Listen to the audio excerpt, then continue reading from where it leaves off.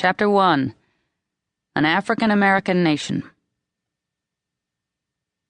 In August 1619, a Dutch man-of-war stopped in Virginia and sold the residents 20 Negroes. They were not slaves and were free after 7 years of indentured labor. At least one of them later became a landowner. But slavery was legitimized in Virginia statutes in the 1650s as British sea power and the slave trade increased. Over 6,000 Africans were sold into slavery in Virginia alone, between 1699 and 1708. The slaves were from the Yoruban, Ashanti, Mandingo, Angolan, Wolof, Igbo, and other tribes, but in America they were spread out and separated. They could not maintain their tribal identities, so that their many languages and customs were poured into a common pot. The circle dance is a case in point. It had come from all over Central and Western Africa, almost always shuffled in a counterclockwise direction, except for women from Togo, for example, who on some occasions danced in a clockwise direction. But in America, the circle dance became the slaves' ring shout, and the clockwise direction disappeared completely because of the overwhelming desire of the Africans for the other direction. In this way, they were detribalized by the experience of slavery, and at the same time, a new nation was being created, the African American. Its creation was easily kept a secret. Slave owners did not, of course, believe that the slaves had any culture at all.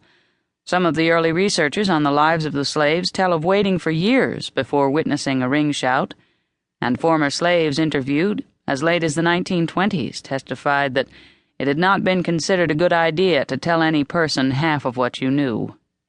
If the white man thought that slaves were incapable of cultural or spiritual values, so be it. No doubt the slaves felt safer that way, as well as better able to retain a sense of their own identity.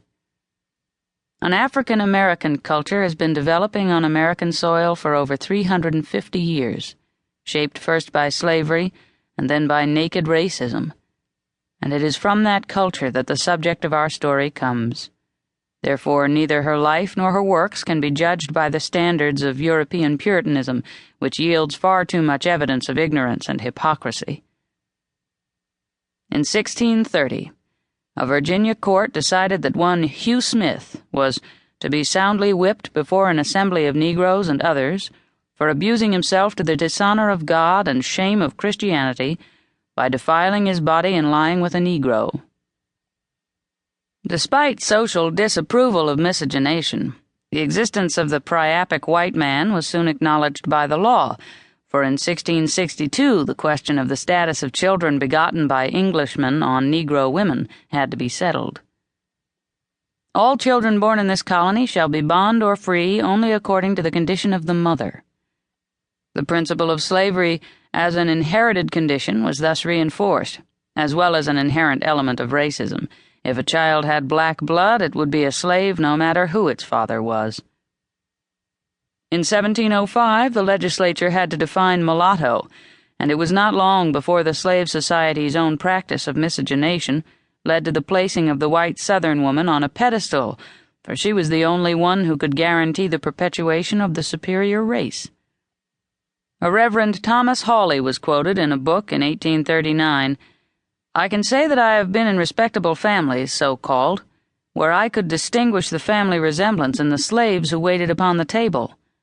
I once hired a slave who belonged to his own uncle." And not too long after that, Rebecca Fagin was born. A son's death certificate a century later gave her maiden name as Hammond, but one way or another the name Fagin had been bestowed by the Irish on an African-American family of Baltimore, Maryland. Para seguir escuchando este audiolibro gratuitamente, haz clic en el enlace de la descripción y podrás escucharlo completo sin coste gracias a la prueba de 30 días de Audible.